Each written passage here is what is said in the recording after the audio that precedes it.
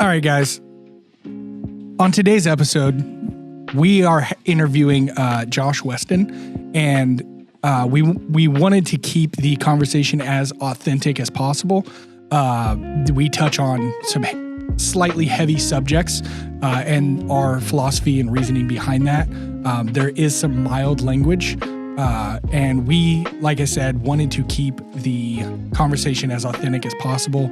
So while we love kids and we strongly encourage family activities here at Coal Iron Works, today will not be the episode for you to listen while your child is in the car or in the living room or whatever. I would suggest listening to this with adults only due to a couple of the natures of the conversation and some swearing. Thank you, guys.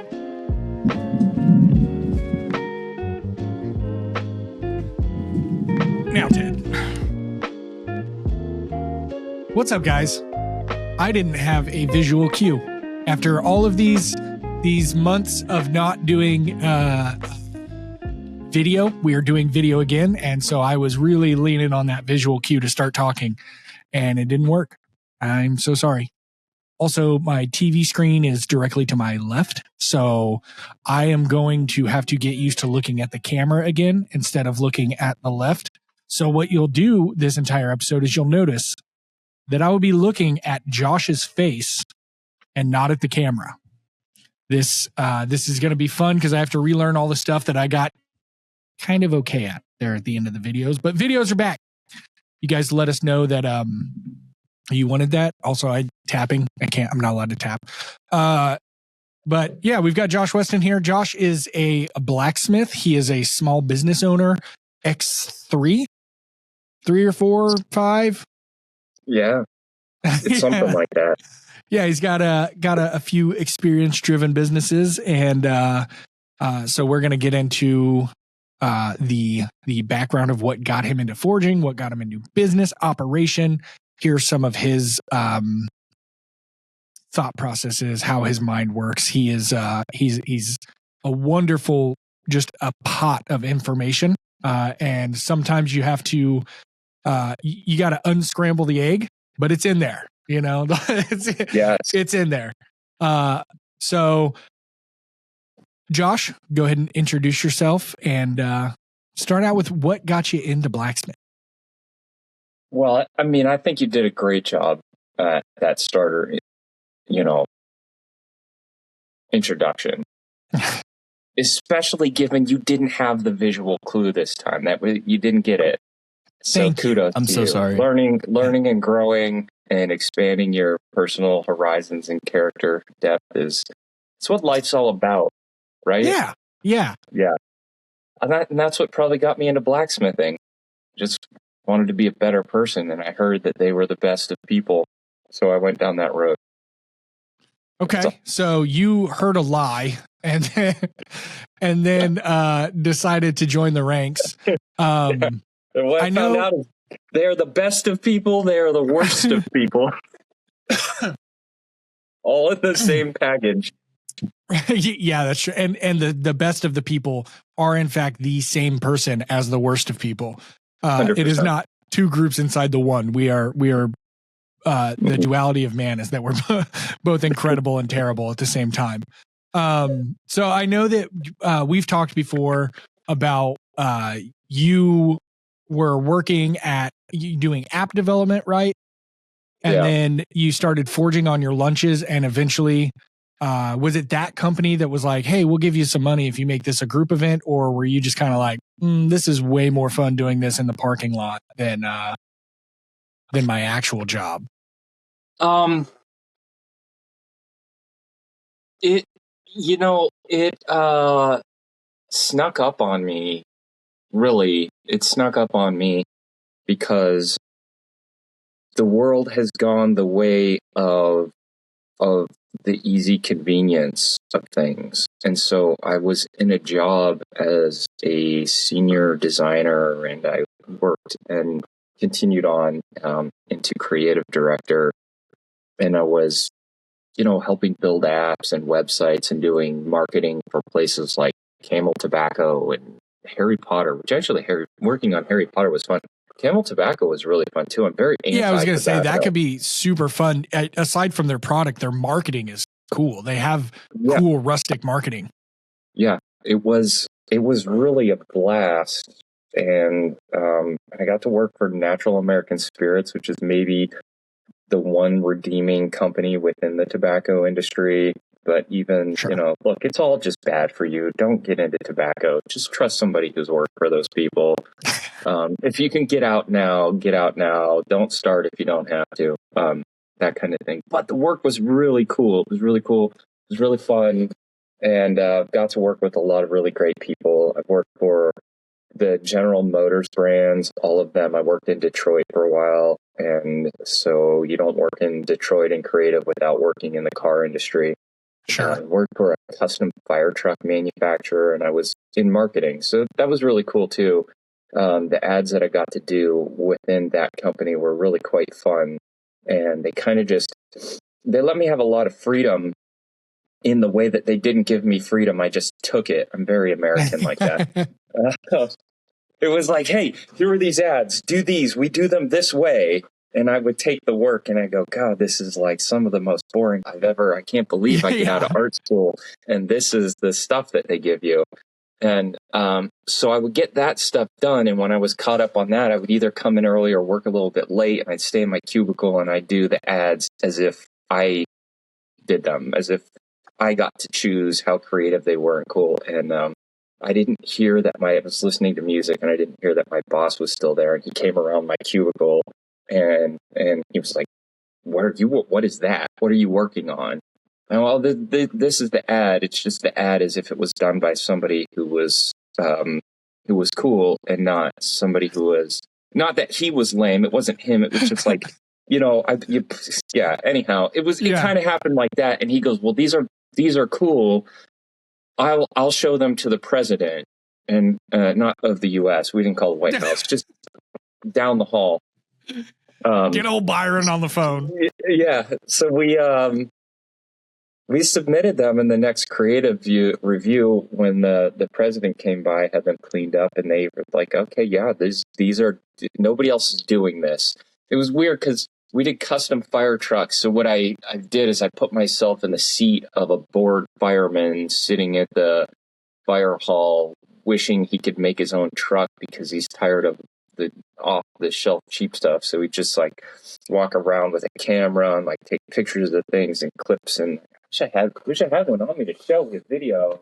I could probably dig one out of that corner way over there. But anyhow, it was a lot of fun, and they led to some wild creative freedoms within that company.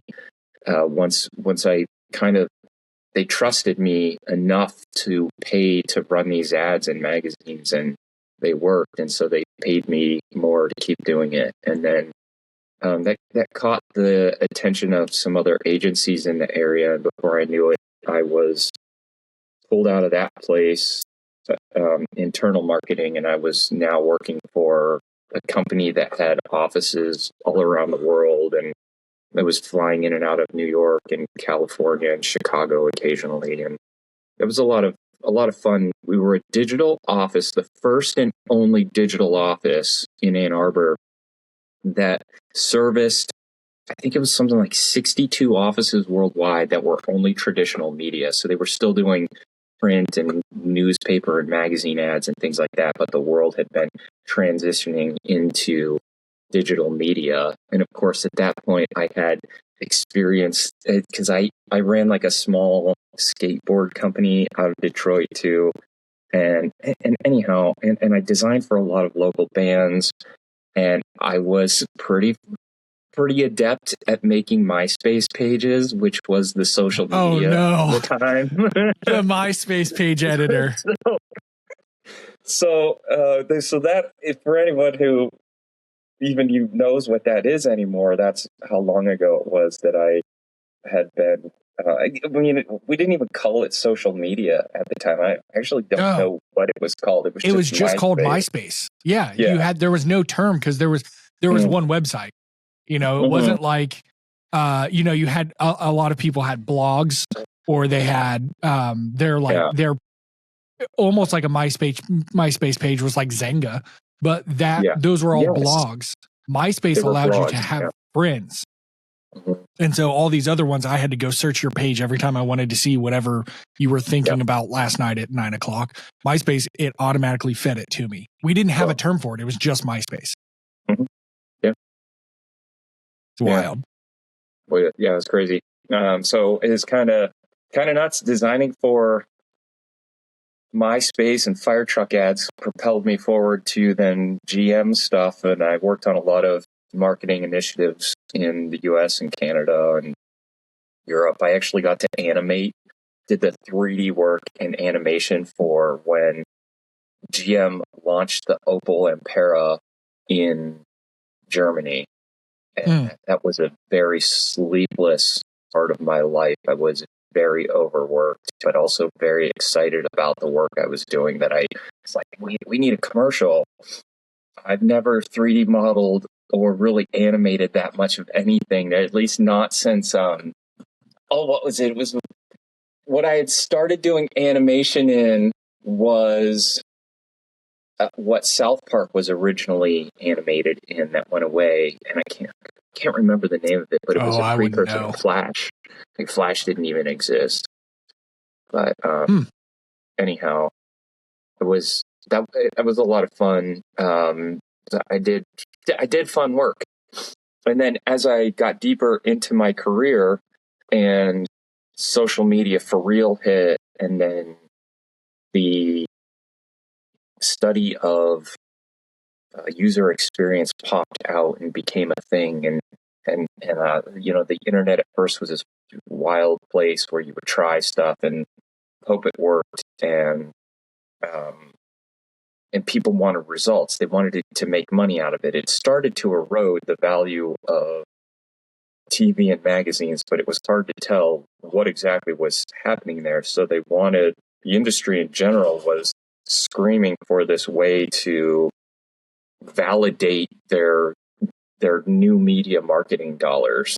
So you had user experience popping out that's learning from the data that we're mining from all of the people who visit your site and figuring out who those demographics are, and then breaking down how it is in general that they browse the internet, and then building something that capitalizes on that and drives them to some sort of decision or movement or ultimately dollar spend. Right. And then all of us agencies were trying to get our customers to believe that we actually knew what we were talking about and weren't just blowing smoke, which we were at least 70% of the time. And trying desperately to take those numbers and make them actually make sense so that you would continue to give us money. Right. And that led to the algorithm control and the rise of math in art, which I'm not dumping on that at all.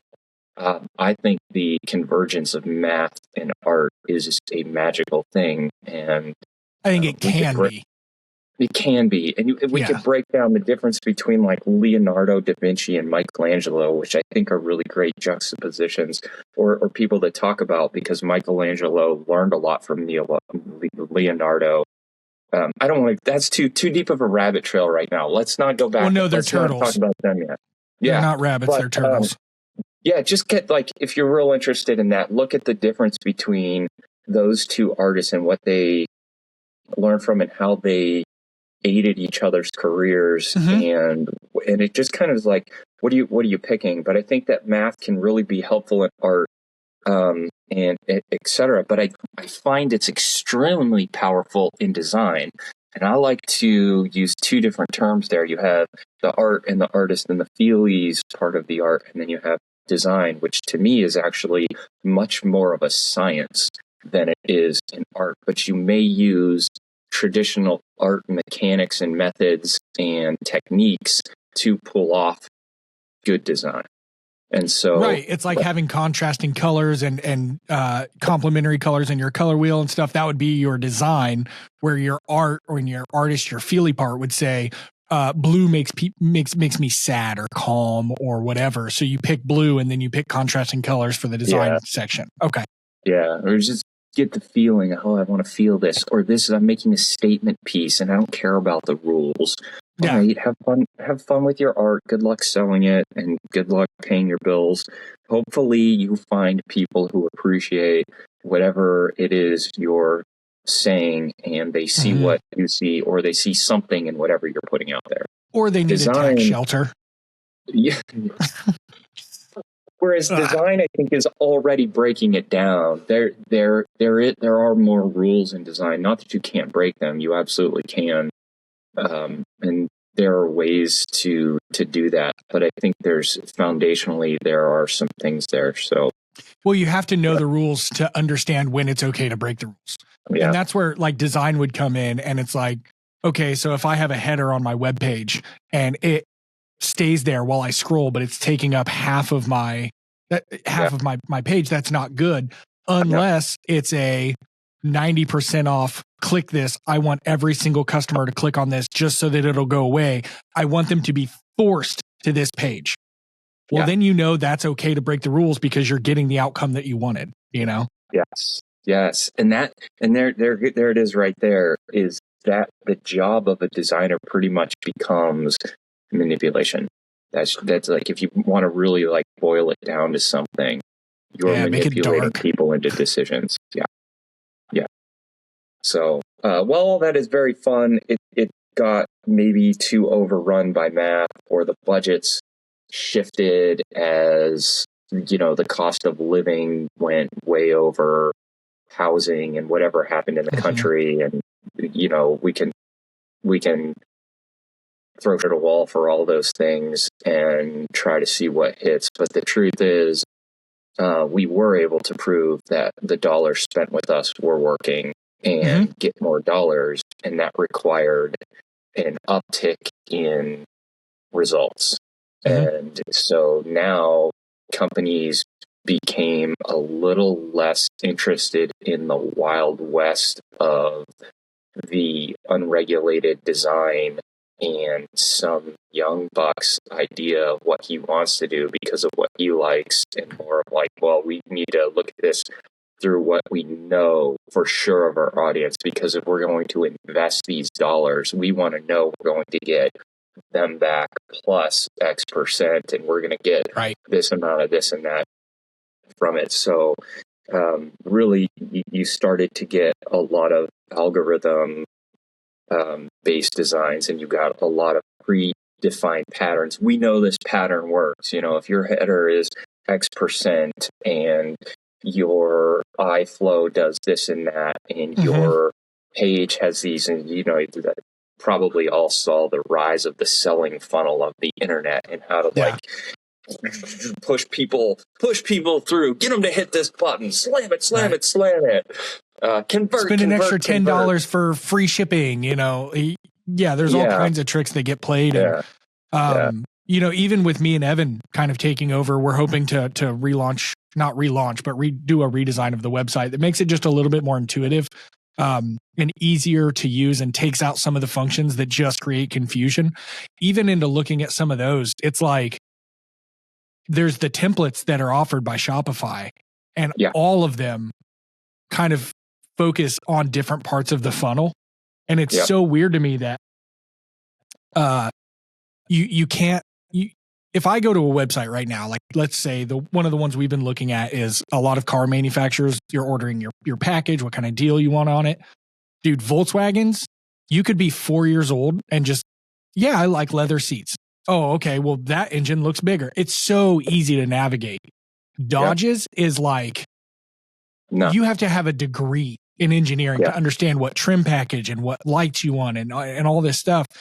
And it makes it feel like with Haas, you are an engineer, you're a machinist, you're buying a machine, you know exactly what you need. That's acceptable for Haas to have that complicated of a checkout, not Dodge. They need gun rack or no gun rack, and I'll ship it. That's it. Yeah. Especially as a Dodge owner, that's all we care about. We don't care about the features. But it's wild to me that we've come to a point in where, like you said, I come from a time of making my own MySpace page, and then they kind of opened up the format to where you could HTML. Everyone's looked different. There wasn't just the same layout. And it's like, we've come to a point now where everybody's website is going back to the one format, because there is really one format that works. It's, hey, here's how you get a discount so that I can stay in contact with you and hit you with 5 emails a week. And unfortunately, that does work. And so every company does that. And then it's, here's our best sellers. And then here's some of the stuff we're excited about. And then here's the stuff we only carry because too many people will complain if we don't carry it. And then the last thing is stuff that we want to get rid of.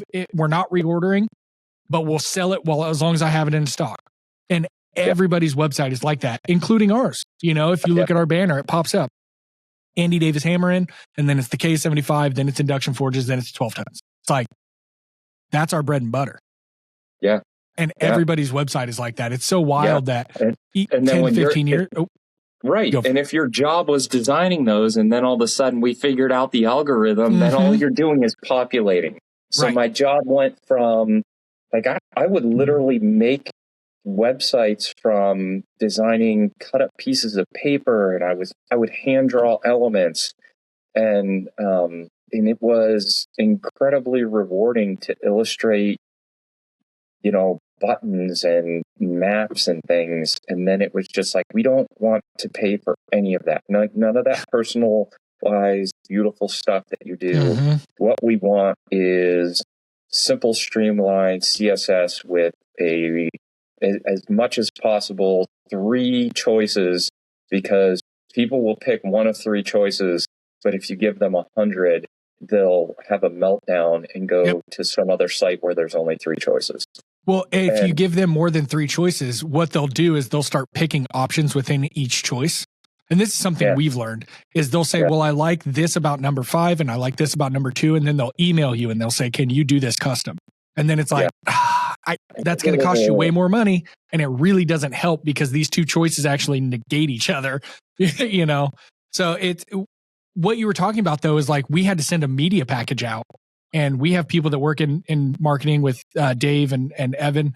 And we were expecting to have to do like an owner's manual and some sort of like 3, fold over pamphlet and stickers. And like, we were expecting a media package like what you were just talking about, where it's like, I cut this out. I made this. This is what your website will look like. And they were like, no, we want like 5 pictures in an email. That's a media package. Yep. It's like, how is that a media package? That doesn't tell you about who we are as a brand. That doesn't show off our craftsmanship. That doesn't do anything. All it does is show you our logo. Yeah. I guess.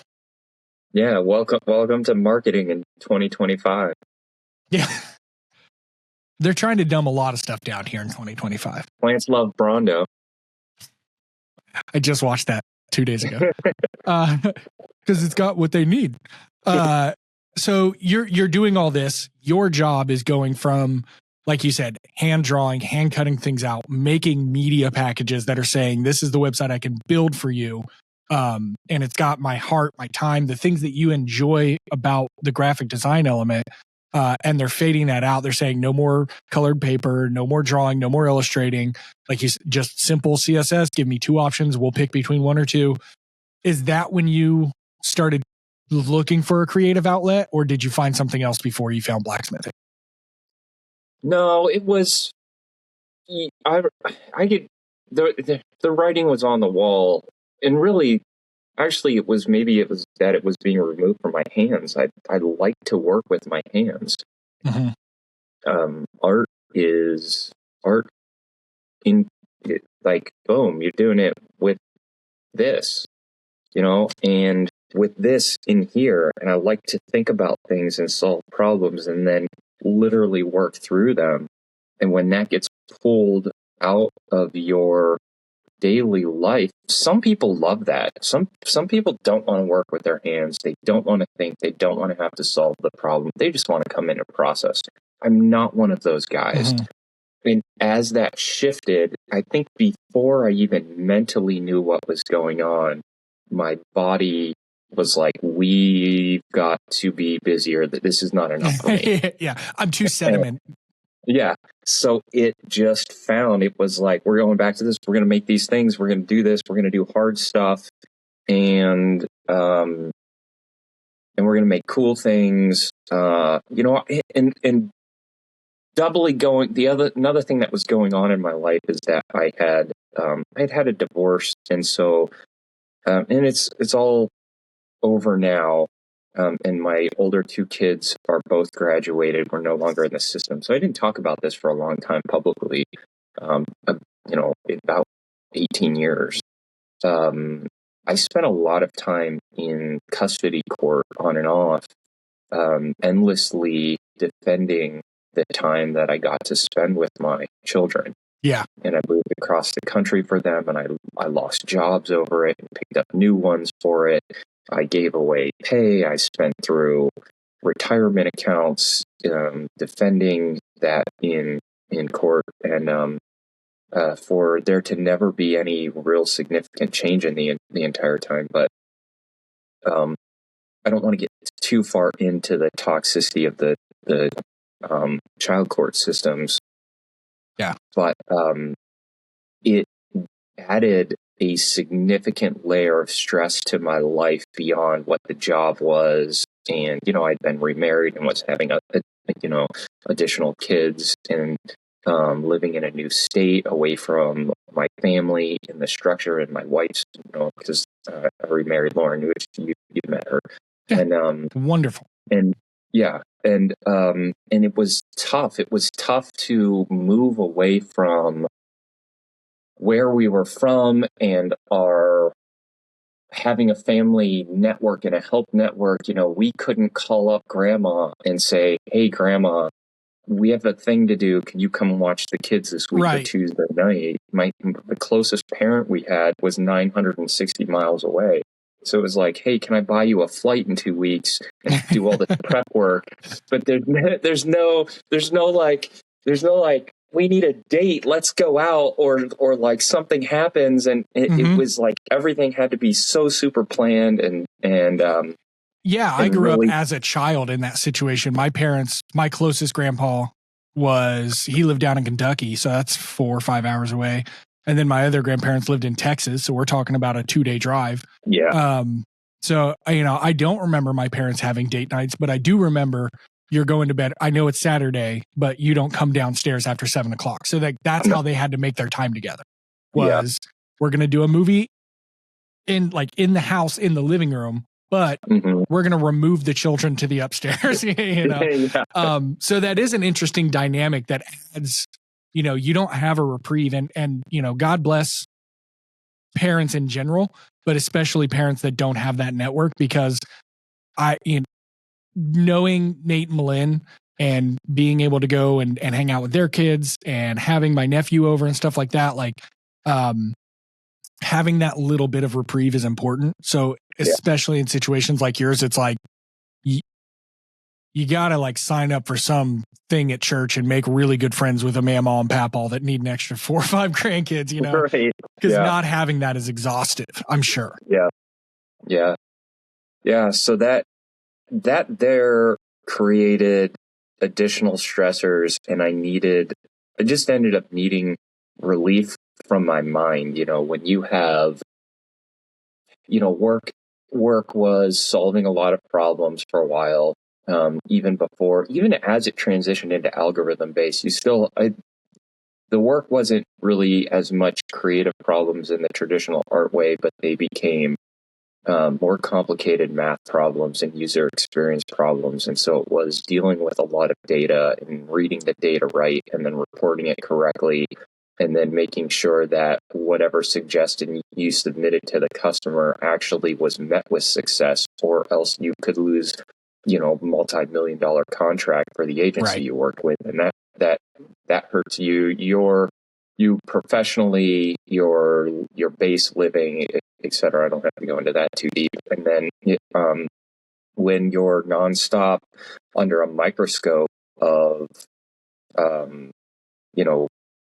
custody court, and you've got the court in and out, it's just like in dealing with paperwork and testimonies and things like that. And I'm glazing over this really lightly, but it occupies your mind space, and then before you know it, you never have a break from these stressors, and you can literally crumble. And I needed something that I could think about, that I could learn, that I could digest, that kept me excited and fired up for life, and wasn't just a defense. It wasn't just a protecting my job by doing a good job at the job, and we're putting these numbers on the line, and you better back them up with your performance. And then, of course, in my personal life, it was, oh my God, I can't believe, like, one of the kids, we literally had an incident where we visited friends and they had a dog, and my child swung on the swing into the dog who was waiting there, like dogs do, and her knee hit the dog's tooth. It didn't bite her, but it still, like, on a swing, hit a tooth and did damage. And I'm like, it created this whole thing that like went back in through the court system. And it's like, she was literally riding a swing with a friendly dog, and they were like, you got to get that dog put down. I'm like, the dog didn't bite her, but of course my life wasn't filmed. Every second of my life wasn't filmed, so I didn't have the. Anyhow, it just like snowballs into then this fury back and forth with attorneys. And is this going to be the thing that allows her to take more custody away from me? And so when you like living your life in this defense mode, you need something offensive. You need something on the other side, or offensive, or even just neutral. And so blacksmithing gave me that. I would find that instead of laying in bed at night and my mind really kicks on, as soon as I lay down, it's like, okay, we did all these things for all these other people today, and we solved problems for everyone else. Now we're going to solve problems for you. And I got to think about, how am I going to forge this sword out? How am I going to inlay copper? How am I going to learn how to like combine these blacksmithing operations to create this weird shape from this normal shape? And it really worked for me to keep my brain active and sharp and engaged. And my stress started to drop dramatically. And I was, even though it took time, so in a way, like, I had to spend time still doing the thing. And that worked out the physical aggression that I needed to work out. And it gave me this additional skill. And I think over the years, it took a while for this to happen, and it wasn't always easy in my marriage either to make the transition from my day job in a career to a totally different thing. But it blossomed into something quite beautiful and lovely and valuable. And it's been worth my wife, Lauren, and I to put our efforts into it and to continue to nurture and grow it. And out of that, our focus has been to nurture and grow other people in that mindset as well. We want to give people the opportunity to experience a craft or a trade or something that they maybe have had piqued interest in, but don't know how to get started in.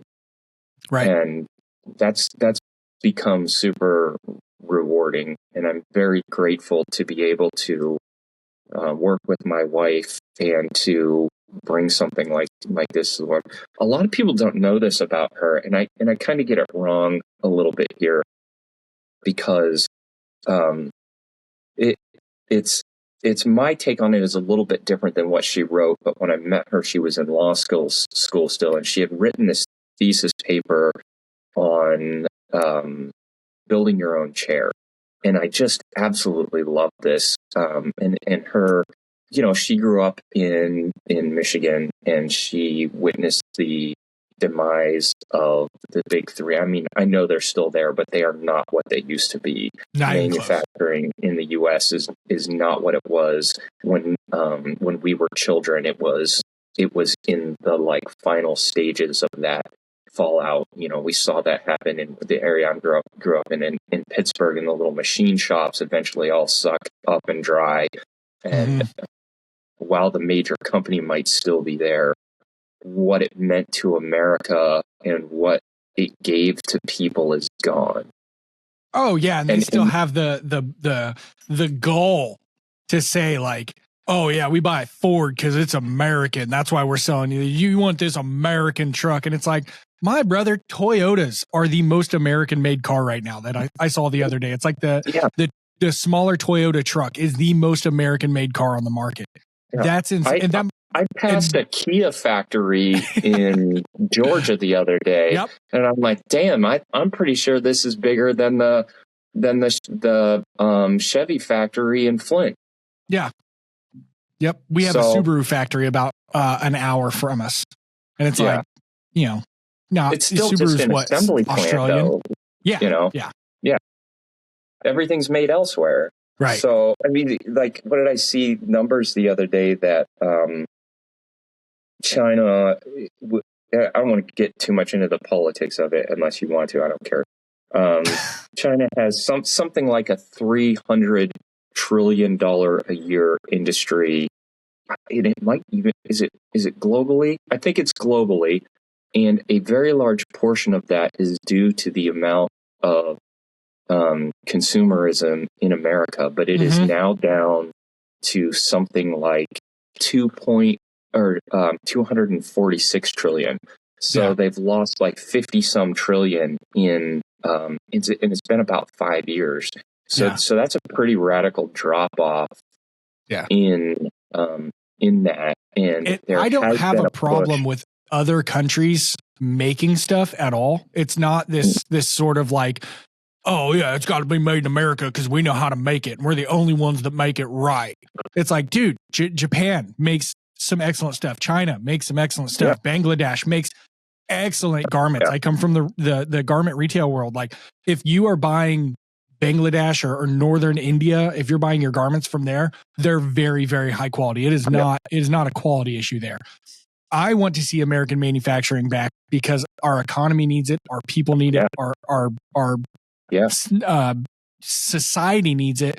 But also, it's like you said, it's like we don't work with our hands anymore. We're losing our intrinsic self-value because everything is given to us. And I have literally no problems with every other country doing that because then they can support their own people and we can support our own people. And guess what? The lithium that I don't have that I need from China, I'll still buy from China. But there's no point in you building the whole thing and then sending it to me because we save $15. Right. That's so dumb. Yeah. No.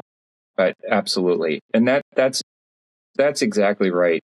I think China has been a great manufacturing company and has, it's a company.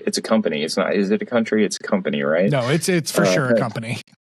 And no, I have no objections to that, but we sold out. We sold out for it. We sent it all there for this like mythical dream of an office job and a chair, or I don't know, something easier, something more convenient. Let somebody else do the hard work. And every day I become more of the mindset of no, let's put a stop in that. I've become like, brings a little throw up to the back of my mouth when somebody's like, work smarter, not harder. And it like almost throws me into a rage fit now, because what I'd like you to do is I'd like for your hard work to be worth a goddamn, and for your brains to also, but we can definitely do both. And when we abandon the harder for the smarter, I don't think it becomes less possible to do it. We've been focusing on lean manufacturing. That's me and Logan have been really like headstrong into how do we make changes? How do we make updates? Where do they make sense? All this. And then I watched a 3-minute interview with a drunk kid. I think it was in New York, but the guy I watch on YouTube literally just goes and he goes out intentionally on like Friday and Saturday nights. And I can't remember his name or else I'd plug him, but he goes and he will find the most wasted people and interview them for comedic value. He'll go say like, hey, what are your thoughts about the Iraq war? And then like, let them ramble. Right.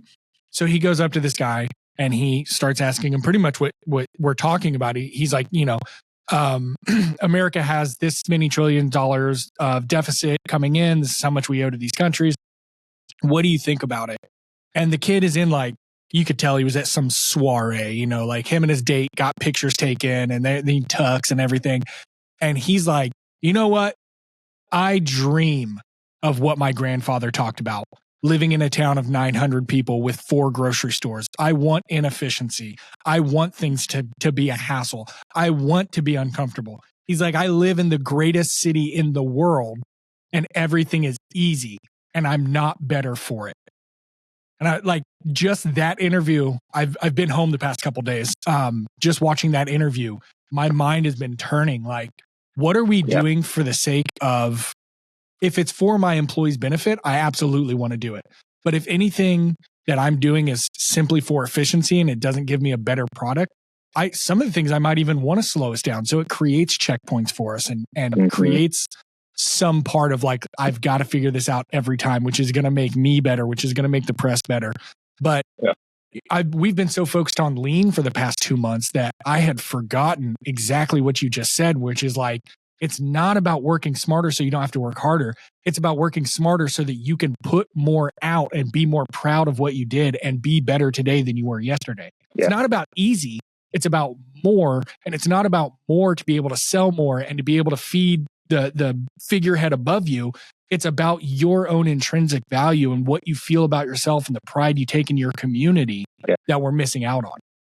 Yeah, there's absolutely a value in what your personal growth is at your job, and we forget about that. And we can forget about that as business owners. It's a real easy one for us to lose sight of because you can be so heavy-handed with the way you view numbers and the data and what your company looks like from a bottom line, and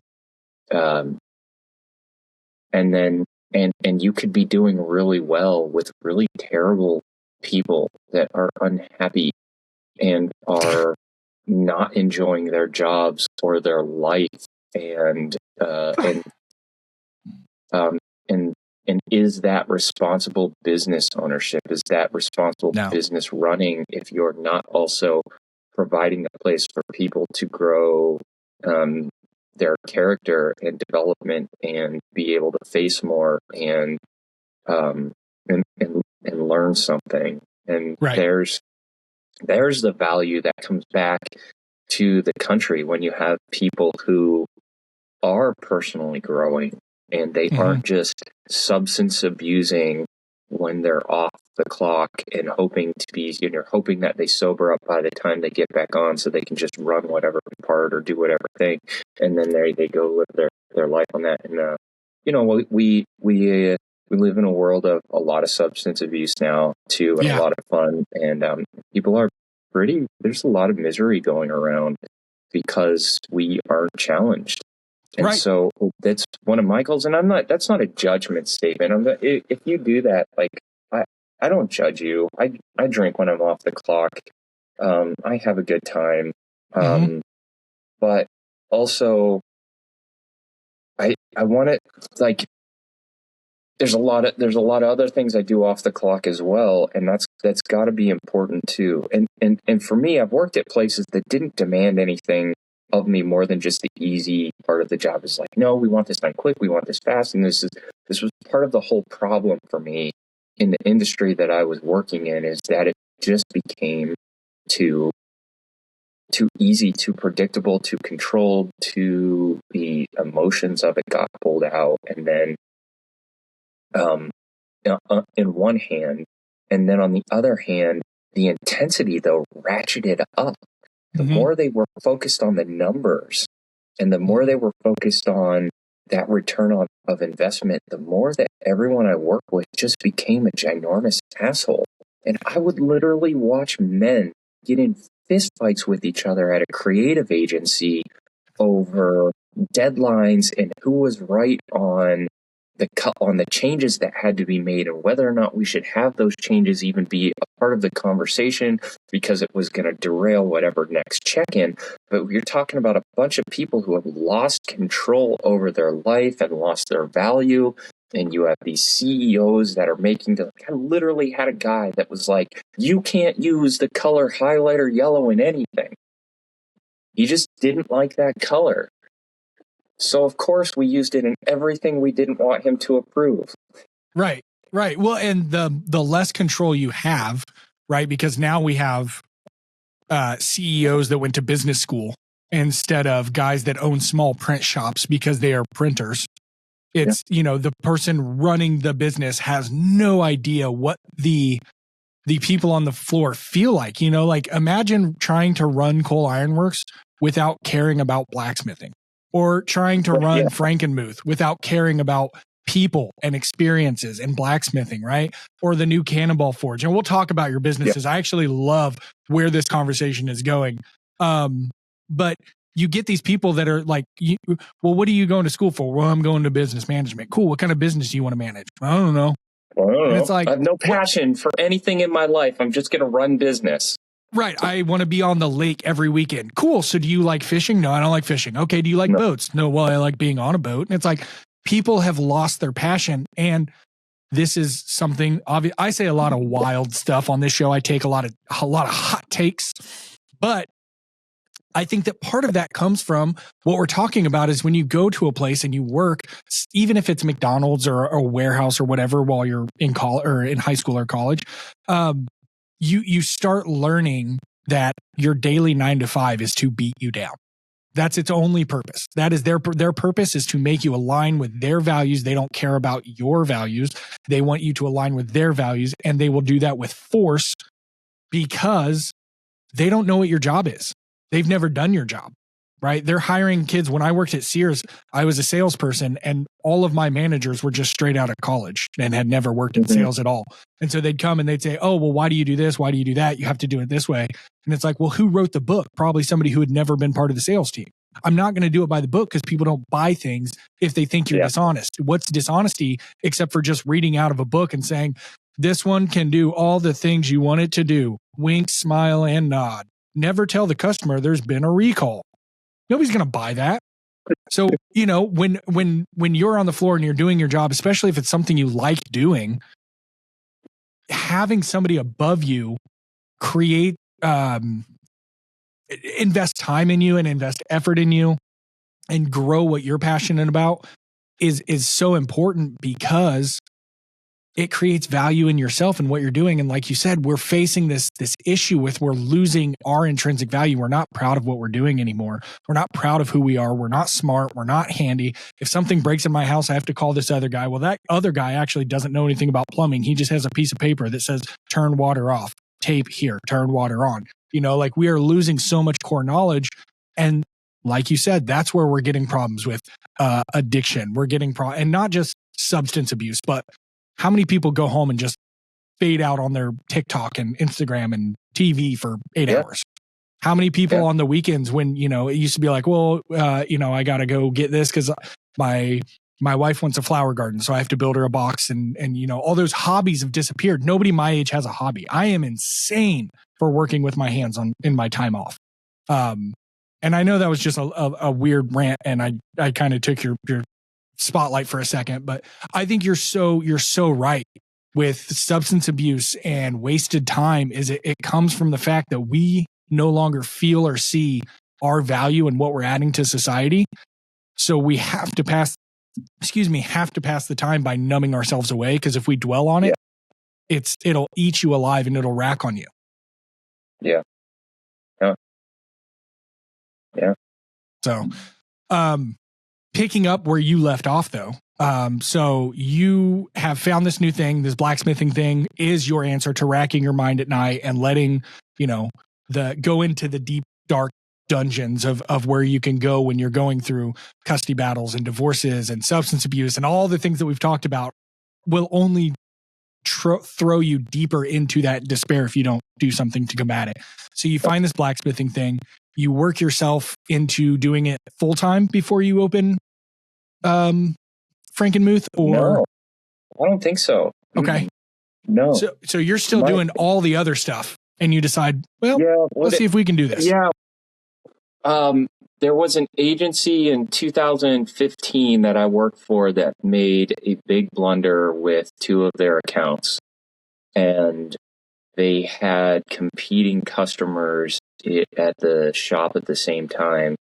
And at this particular place, their clients bought seats, and so for instance, if I had client A, I was supposed to work on client A work only and not client B, but I may have had like client A through J as my clients. Yeah. But client A was still paying for all of the work, and then there were profits being kept in other. Anyhow, there were some mismanaged books that an audit was made, and that company lost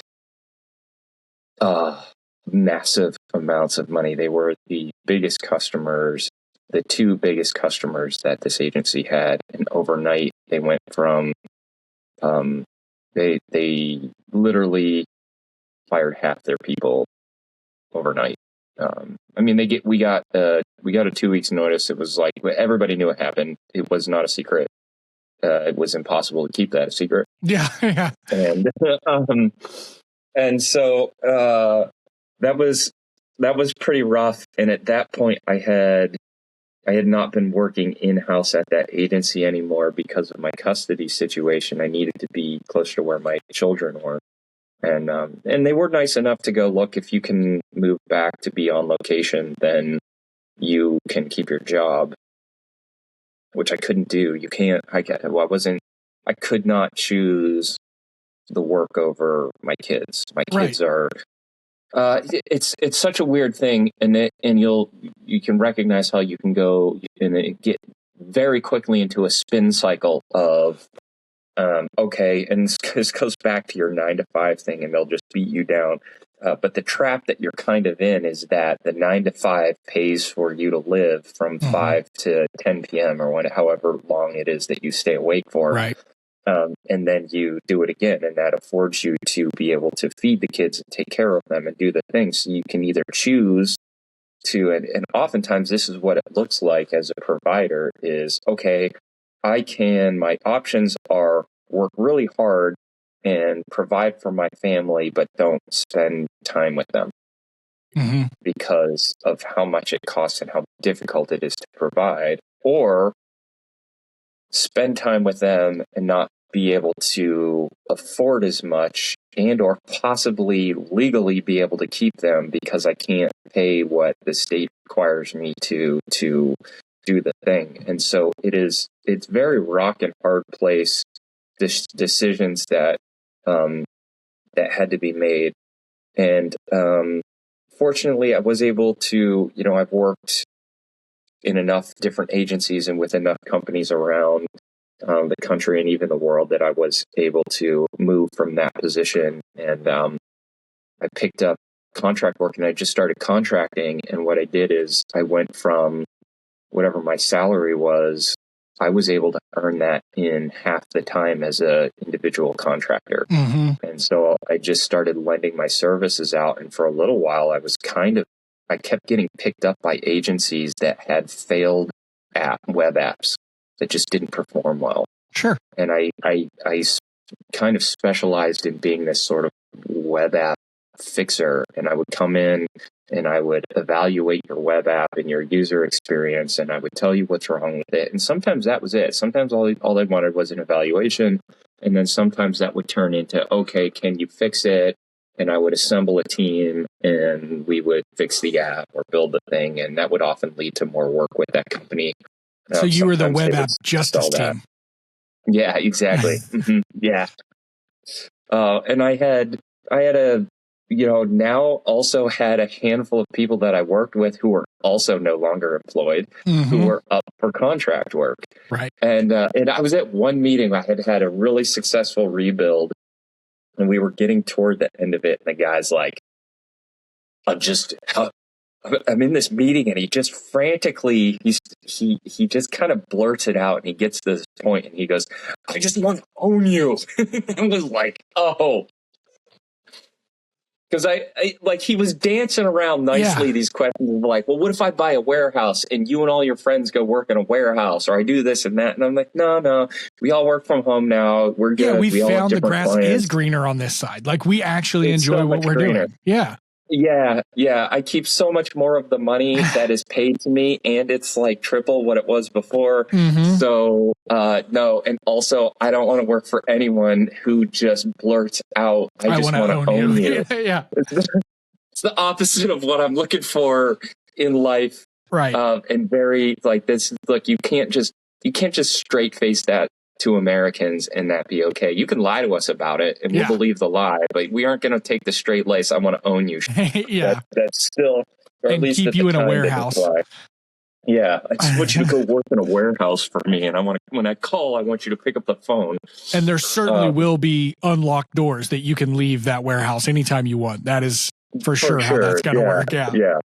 Yeah. So, anyhow, I was doing that, and I was quite happy and content. And I told my wife, I was like, if I can continue to make as much in half the hours, and develop this other craft that still was making me money. I wasn't making a ton of money, but I was making a decent enough money as a maker. My skills were growing.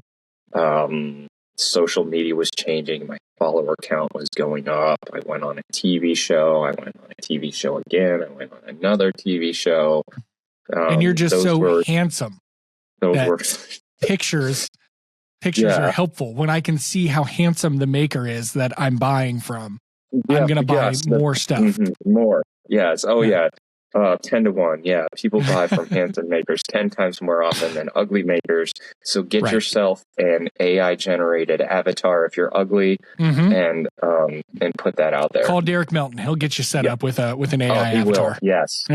Derek will get you through the AI bot. He'll even get you a 3D print of yourself. You can make it look real.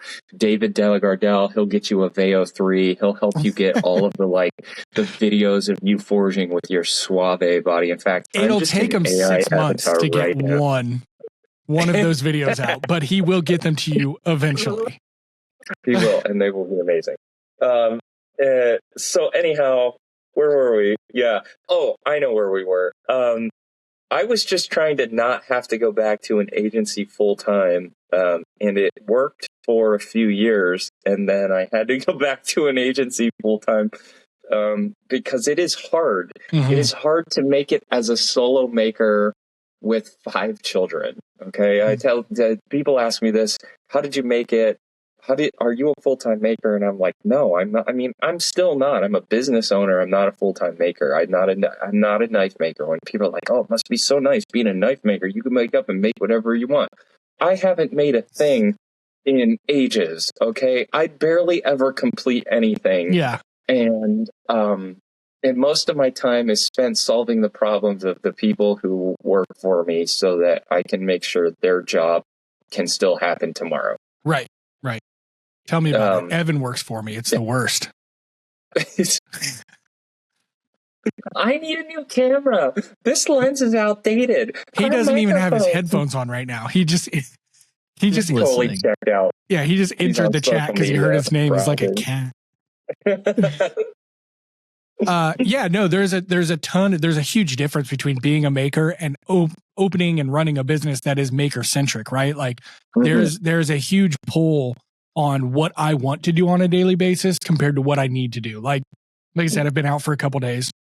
What I want to do is I want to go hit the floor and I want to build stuff and I want to paint stuff and I want to, get into the forge. I've got a couple customers that have questions about if our stuff will work on their process. So I have them send me samples and then I follow their process. And those are the things I love doing. I love working with my hands. Unfortunately, the past 2 or 3 months, I'm now an office boy pretty much. And will be for the foreseeable future. And guess what I don't like is being an office boy. But Evan depends on me to be able to get my stuff done. Yeah. Logan depends on me to get my stuff done. Yeah. Everybody on the floor, Josh and Greg, they won't have anything to build if I'm not on the phone making the sales with the people that are calling and asking. I would love to be a full-time maker, but I have to run a business because I have 9 employees. And you're much in the same vein. I have a couple things that you've made. I know you do make things, but the way that you provide for yourself and your family is through the businesses, not through knives and, all the other stuff that you make. Yeah. And that's, it's a really great description of what it is. I'm very much like you. It's Ren Fair, fall Ren Fair season for us right now at Dragon Forge Experience. And there is nothing in the industry. I know this is a bold statement, but there just isn't another blacksmith job out there that's quite as exciting as lighting up a freaking fire-breathing dragon and then having hundreds of people thrown at you, and you're going to have to get them through all of the experiences that we've booked them for and we've gotten them excited for, and you just get to work at a hectic pace all day long, and you're just person after person, and you're seeing the smiles and the laughs from them, and you're watching eyes. Sometimes the eyes are really fearful as you bring a hot 2,000 degree piece of steel straight at them, or the sparks are going flying, or and then the witnessing the transformation of the customers as they come in, sometimes with intrepidation, and they leave with this just like extreme excitement, and and they're worn out, and they have blisters on their fingers, or they're pulling burn scale out of their forearms or something. Yeah. And that is it's incredibly rewarding. It's very rewarding to go through that with your team and your crew there. Working with the crew on site is it's part of, it's they're accomplishing the purpose of the business. They're on the front lines doing the in the trenches stuff, and it's and they're fun people to work with. And then we celebrate our victories, or we go over where we're like, oh man, today was slow, how can we get more in tomorrow? Or today was an absolute show, but this is what we did together to survive it. Right. And you might tip a few beers at the end of the night together and go, I can't wait to do this again tomorrow. And then we all go back to, or many of them go back to their day jobs, because a lot of the guys that work Ren Fair work full-time jobs during the week. They aren't all full-time makers. A lot of them are part-time makers. And so for 8 weeks straight, they work their 40 to 60 hour jobs, and then they work 24 hours for me on the weekends. They work 2 12-hour days. And then they drag their asses back to work on Monday morning and do it again. Yeah. And those people are doing it, like me, for the love of it. Yeah. Because they love to push themselves. They like the hard work. There's a smartness in the way it's engineered, but it is not engineered to eliminate the hardness. It's engineered to make it hard for the customers, but in a way that they can accomplish in 30 minutes to an hour. Right. It's created to be accessible. Yes. Yeah. To feel, oh my gosh, swinging a 4-pound hammer, 60 swings at a time for 45 minutes is exhausting. And you guys do this all day, and it creates an appreciation and a bond. And these customers work with these smiths, and sometimes they're literally tipping us money so that we finish the piece for them, which is pretty cool, actually. I'm a big fan of that part. Yeah, like we do love the tips. Don't get us wrong. We like the tips. But it's really fun to be out there with them, and my user experience work through that is really fun to apply that to the way our ticketing system works and our operations with our retail. And don't get me wrong, I've never gotten it fully right.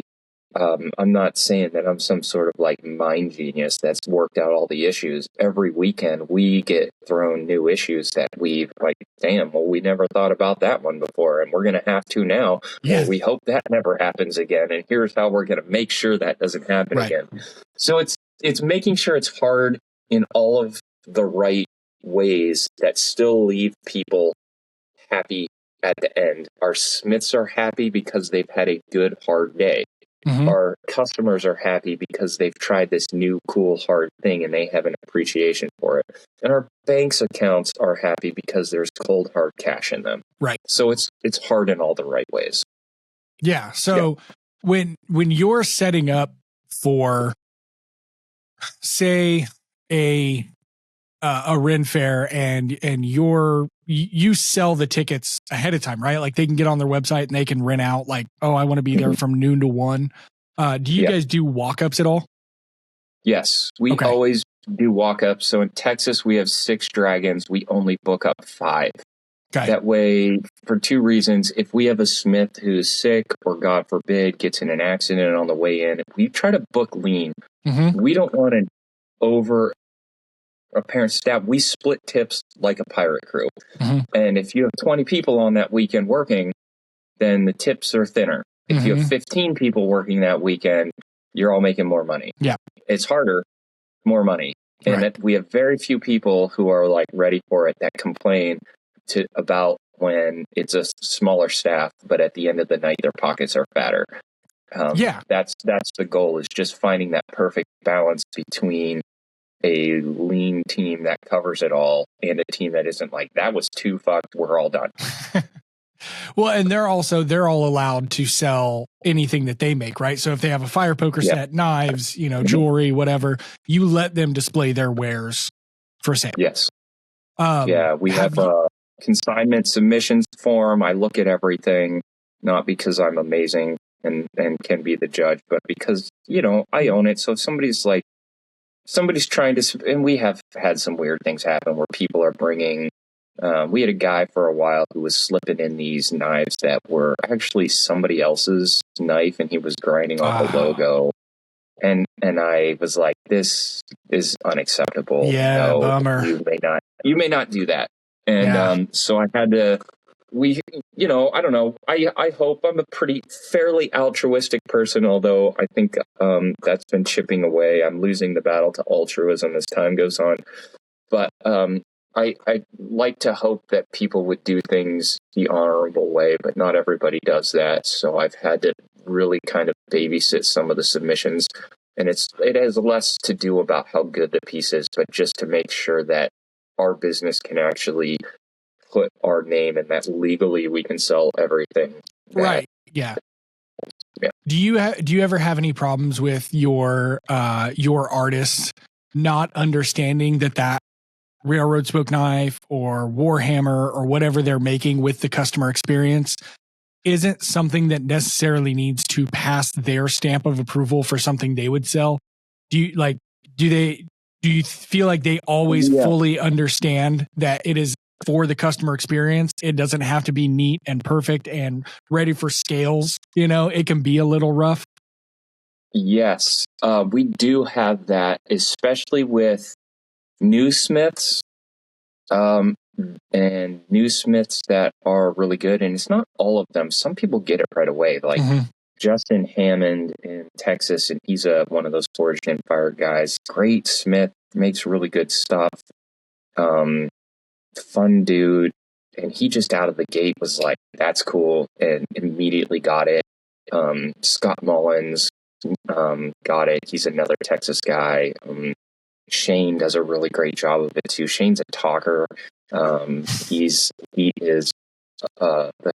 just like the customers. All customers like all of these guys because they know what they're doing. Yeah, and they understand that is the formula. The formula isn't that we're making master level smiths or journeyman knives or anything like that. The goal is to make this piece meet a minimum viable product with the customer doing hopefully 90% of the work and them leaving feeling that they did it because they did, and they didn't just watch a smith hammer it out in front of them, that they significantly contributed to the shaping of that piece with a hammer. And then when it comes back, we don't let them do any of the grinding. Our insurance is like, hell no, we do not do that. Yeah. But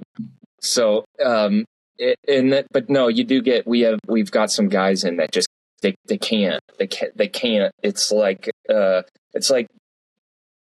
there's a pretty significant amount of the master smiths that have gone on Forged and Fire that can't win, right? Because they can't cut out the decisions to make a lesser quality piece faster. They're married to a quality level, which is a really great thing in the right circumstance. In our business model, it doesn't work well for you to be like that. It works well for you to know what a master smith knows about moving metal, and it works really well for you to be able to motivate people and enjoy people. And and what I find is the most powerful thing is when you can get somebody who doesn't know anything, they have no idea what they're doing, and they fully embrace it. And at the end of it, I haven't had to hit that thing one time with my hammer and it looks right. Yeah. That's a moment that the two of us working together can really celebrate. And there's a magic in that. Right. It is just an incredibly rewarding thing to get there together like that fast, because this isn't a class. We aren't teaching people this stuff either. This is live open air. We're giving you 3 safety points. Keep your glasses on, use 2 hammers, and breathe while you're hammering. The rest you're going to learn on the fly. Also, don't touch any of the metal. It's hot. Even if it doesn't look hot, it's all hot right now. Yeah. That's it. That's what you're getting. And then we stick a hammer in your hand and go hit here. And then we move this piece underneath you. It's like sort of like rubbing your belly, patting your head, doing this thing. And I try to get people to do that a lot. I'm like, if you want to see how well you're going to work at this, while this person's hammering, stand over there and try to rub your belly and pat your head.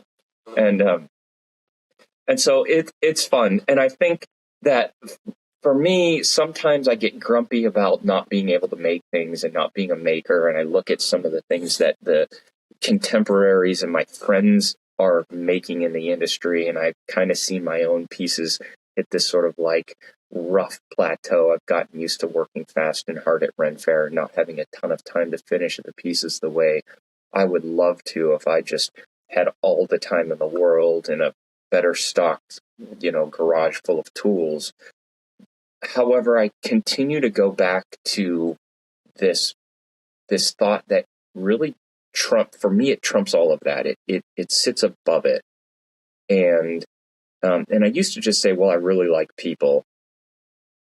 The truth is, I think my legacy is not, what is important in my legacy is not what I accomplish, just what I accomplish with my own 2 hands.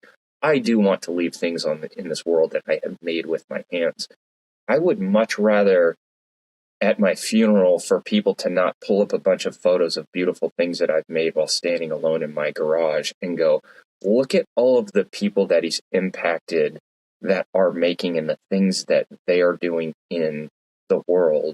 And that to me is a legacy that has growth and arc to it beyond what I can just do for myself while I'm alive for however many years. That is much less valuable to me than what I could get you to do in your life by just spending some time with you. And I also feel that way about my kids too, is that I want them to not look back at what Dad did as much as what Dad helped them to be able to accomplish. That's my goal for them. I think recently I've had a little bit of an awakening call about what my wife and I've been talking about what our legacy and our future is, and how, I don't know, it's just like when you evaluate the way that you live and what you do, and that has to do with the way that you run your business, if you run a business, the way that you run your family, the way that you run your life. And I think even though I don't make as much, and I've watched those around me who are my contemporaries and friends that are making things at higher levels than I can do anymore, whereas once upon a time I felt a little bit more neck and neck with some of the guys out there. I have spent a lot of time building this business and putting my time and effort into what the Dragon Forge experience is, and Black Flag Forge, and Bavarian Blacksmith experience. And I am happy about the work. When I look at that and I look at what that legacy is, it isn't about just what I have done with my hands at the end of the day. I'm not sitting around looking at all these pieces I've made. For me, I think it's really cool. And what I like is, how many people did I get to do something? How many people have I been able to impact their life and what it is that they're making and spreading out like an infection, like Right. COVID taking over the world. Bad example. Well, no, but I get what you're saying. Nathan and I have talked about that on some of our more serious podcasts. Is what we went and we got a Farracute press, which the guy who started Farracute ended up essentially making what we know as RAM storage for computers. So he created what would turn into the first hard drive, and so we were kind of going, "Oh, isn't this super cool?" We were looking into it, and I started letting my mind wander. And it might have been one of those shower thoughts that you're not supposed to remember. You're just supposed to occupy those 5 minutes, Yeah. But it was like, in 25 years, are we going to get emails that are like, well, this is my grandpa's coal ironworks press. And I remember when I was a little boy running this, and we would make knives together, and we'd go down and sell them at the farmer's market. And I want to restore it. I need you to get me these 4 or 5 parts, or are we going to go to an Abana meeting in 2075 and people are going to go, they just don't build them like Coal Ironworks did. They just don't make them that way. And, thinking about our legacy then got me and Nathan kind of talking about our own personal legacies and what we wanted to do. And I think when you own and operate a business, that's a huge part of it. How well do I take care of my employees? How do my customers feel when they walk through the doors? How do my customers feel when they buy a press? Do they feel like they're making an investment that will help them with their jobs, or are they doing it because it's a speedboat and it's super cool and they can show it off to your friends? Understanding that, like, all those things are so important. But even more important than that is when we had a job opening, one of our friends got to come work with us, and that was me. When we had another job opening, one of our friends got to come work with us, and that was Logan. And, we are hiring our community, and we are able to very effectively give back. And it's been a friend community so far, like a chosen community. But we also have people from the local community that work for us. Yeah. And if we're treating them with respect, if we're giving them a livable wage, and they have a doctor's appointment, they don't get chewed out for it. If they have something going on and they say, Francis, I'm really struggling with this, I need your help, and we actually help them, I am so much more concerned about that. I am more concerned with Greg going home at the end of the day and saying, you know what, I've never worked for a place that actually takes care of me, is concerned about me, goes out of their way to let me do the things that interest me and intrigue me, than what my customers are saying in 50 years. Don't hear what I'm not saying. I love my customers, and I will spend every single moment I can doing anything I can to make their purchase easier, faster, more effective. Whatever they need from us, I will spend as much time as I can being responsive. But I'm able to do that because I'm treated well by the people that own my company. And so in order for my employees to be able to be responsive to our needs as manufacturers, I need to be able to treat them well. And that to me is where I want the legacy to be. You hear about GM here in town of how well they treated their employees before they shut down. We can talk all the trash we want to about, GE and GM going to China. RCA was really big out here, going to Mexico, all this stuff. But the reason that we miss them here in this town is because they provided for our community. They created stability, even if it was just for a short time. And what we can stand around and complain all we want. And it would have been nice. And I do it all the time. 20,000 jobs in 6 months is insane. We just lost an entire small city worth of jobs in 6 months. Yeah. But we also didn't look at it and say, you know what? We have the infrastructure. We can bring in another business, or we can divide that building into 5 or 6 small businesses. I've learned how to run a machine, and I got forced into early retirement. Maybe I just pop a machine in my garage. Like, we did not take the steps. I'm sure there were guys that did it. Don't get me wrong. Oh, yeah. I see what you're saying. As people, we didn't take our, if the company was going to switch to numbers only manufacturing, where they looked at the bottom line. So they're like, well, borders don't matter anymore. We'll get this out of here. And then we don't have to care about our people as much. We still could have gone, all right, well, we're going to do this then. And we're going to do the work. Yeah. We Instead, accepted our fate. We took our easy retirement. We took our payout or whatever it was. Yep. Yeah. Well, it's easy to be a victim, and it's easy to say, well, I moved to Anderson in 1985 because they had good jobs and I was making a future for my family, and I took the risk when I took the risk and it paid off, and now it doesn't. It's somebody else's fault because I already took the risk. Yeah. And I understand that viewpoint. But controversial, the world doesn't owe you stability. The world doesn't owe you comfort. I feel like I owe that to my friends and family because they've offered me that in the past. Our conversations have offered me some sort of mental stability. You've been a very dear friend to me for the past 3 years. I want to offer that same thing to you. But I don't expect that out of anybody or anything else, especially not if I'm working for a multi-billion-dollar conglomerate. Yeah. Which is a bummer that has become the thing.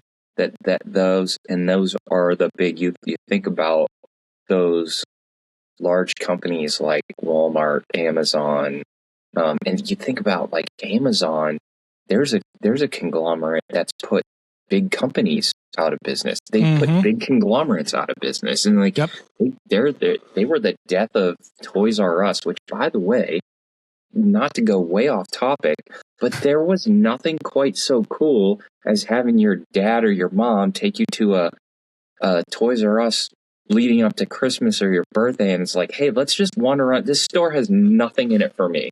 This is entirely about you. Wander around and visually wish list, and now it's the internet. Now you're like, hey, send me your wish things on an app. I can't take my kid to a toy store anymore and have that experience with them. That's gone.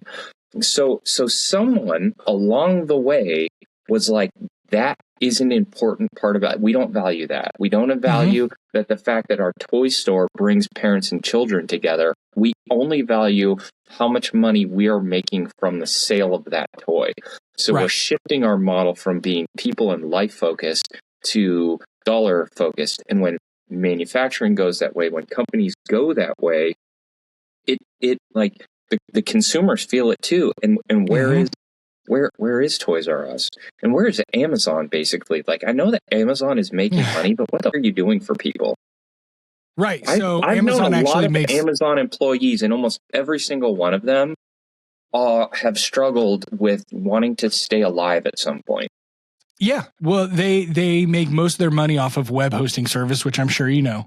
They actually lose money off of their storefront. 2020 and 2021 were the first times they ever were profitable on their storefront side. And that came off of sheer volume. But they haven't done it since. And Jeff Bezos essentially said, we're running this at such a loss, we won't be around in 15 years.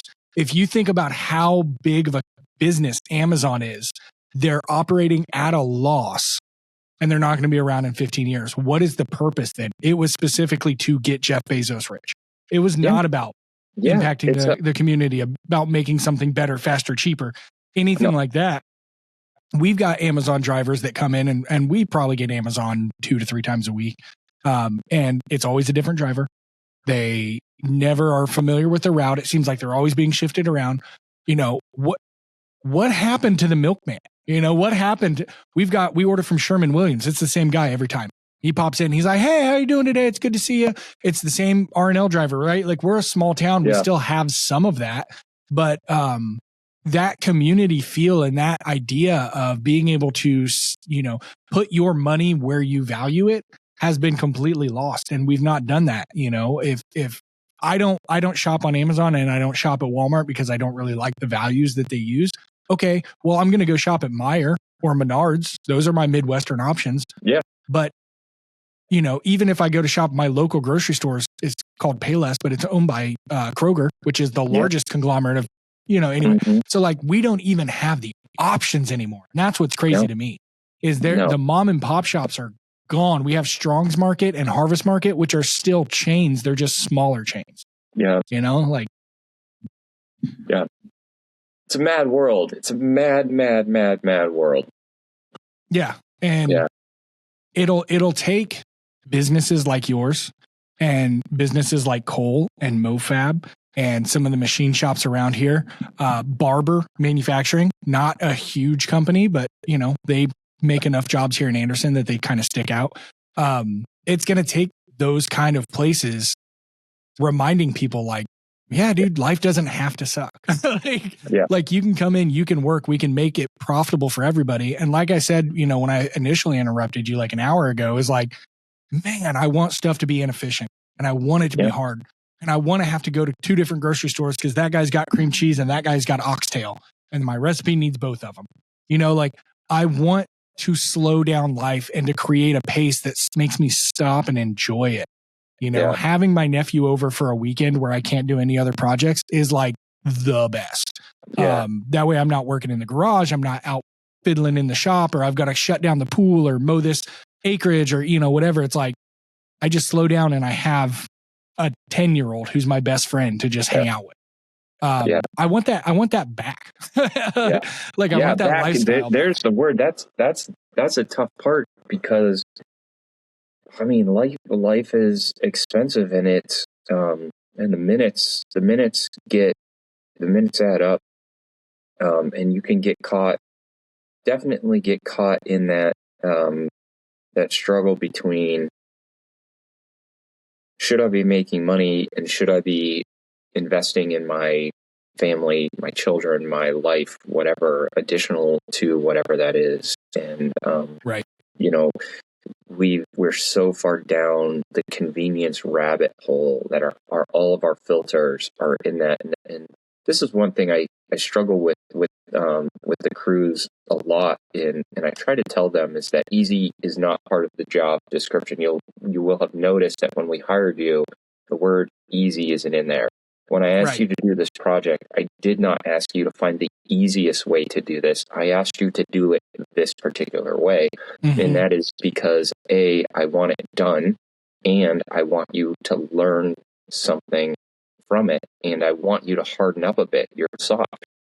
So in the hardness will benefit you, not today. It's going to suck today. It'll be better tomorrow.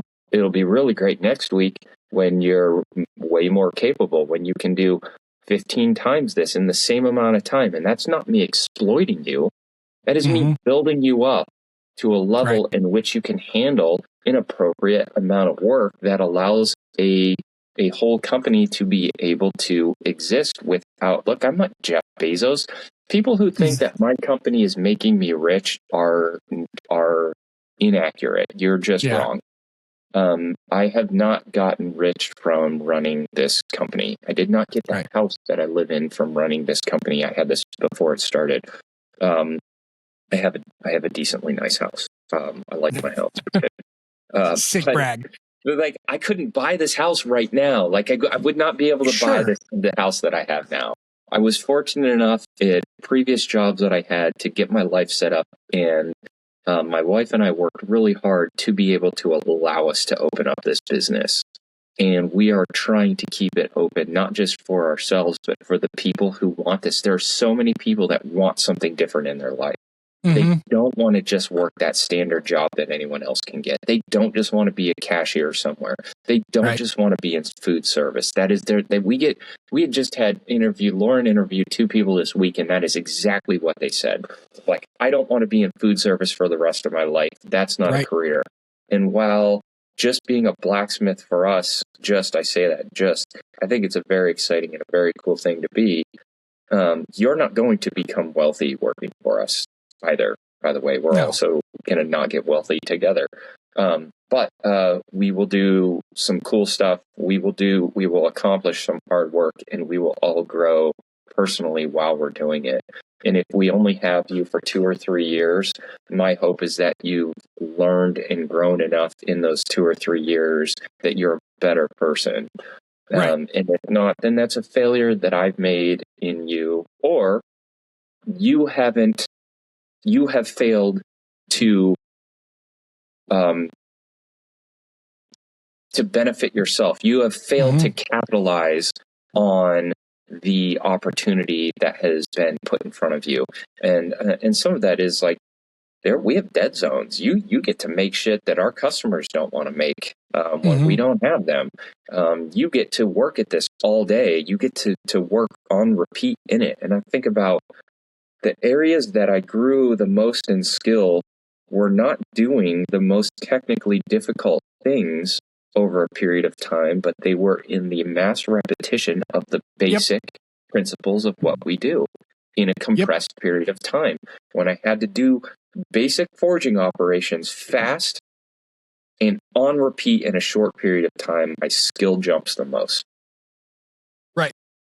And that's what I want to go back to when you said, you're not rich, your employee's not getting rich. Let's not get rich together.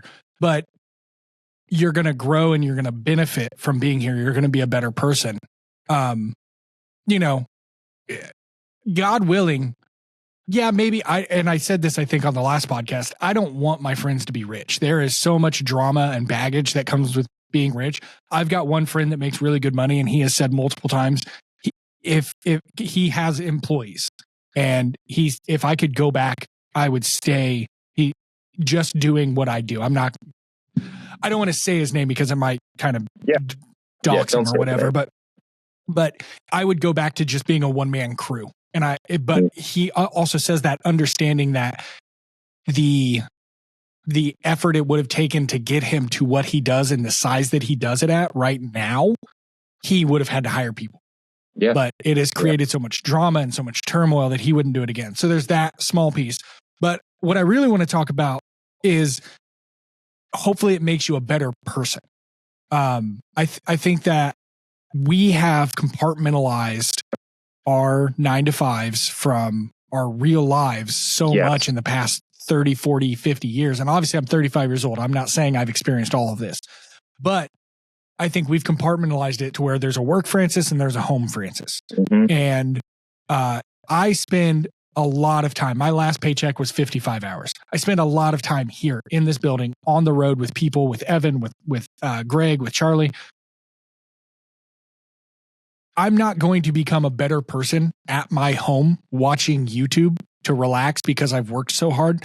I have to take that and apply it here. Yeah. So if I'm growing, hopefully that shows some sort of leadership and lead by example for Evan to go, well, I was going to quit this jiu-jitsu class, but then I saw Francis has been keeping up on his Duolingo, right? One of the things that I do for myself is I'm learning languages on Duolingo. Hopefully that, like you said, it begats some sort of inspiration to where when somebody walks away, they're a better person, right? Yeah. There's somebody there's a person in the shop that has struggled with some things in the past, and being here and being in a loving, nurturing environment, I have seen them post multiple times. If you're struggling with this, reach out. Please let me know. I'm always available. That dude would have not posted that 5 years ago. You couldn't have paid him to. Mm-hmm. But because he's in an environment now where he's gotten support, and this is, I've not pulled him and talked to him or anything like that, but hopefully that's because Nathan has loved him well, and I've loved him well, and Logan has loved him well, and he's seeing the benefit of a simple, hey dude, how's your day going? It seems a little rough. Shut that door. Let it out. I get texts every once in a while. They're like, hey, Francis, we need to talk privately. Okay, cool. Let's go talk. There's been a couple of them that had nothing to do with Cole whatsoever in the past 2 weeks. Absolutely nothing to do with Cole. One of them is very friendship based, and how to handle being an adult all of a sudden and have to have friends. Not to throw those two people under the bus, but pretty obvious. And then another one was pretty serious family drama going on, and that employee was like, I really don't have anybody to turn to that's not in my family, and I can't really trust my family with these issues. And hopefully, and I'm not saying that to boast and to be like, oh, I'm the greatest ever, I do exactly what you just said. I'm saying that I'm starting to see that culture here, and it's really cool because I have experienced that culture from my leadership here. Obviously we're owned by MoFab. I had a family emergency last week. We were supposed to have a call. I had to leave. I ran out to the floor and Mason was here. He had no idea what was going on. I just said, hey, Logan, have you seen my keys? I got to go. And Mason goes, you look like you're in a rush. You want to take my truck?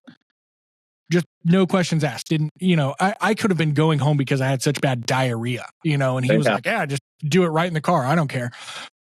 He just saw I have an employee in need.